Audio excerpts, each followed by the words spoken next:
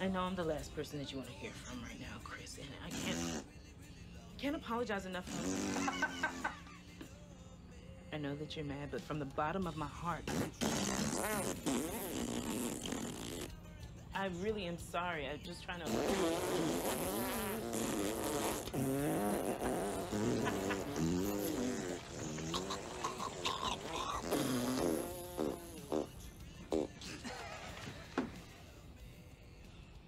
What are you gonna say?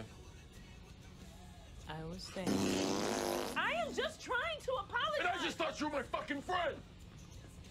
Set me up to take the fall, and then you try to send me to prison, and you think I'm sorry he's gonna cut it? Cut it! Dude, we're off it.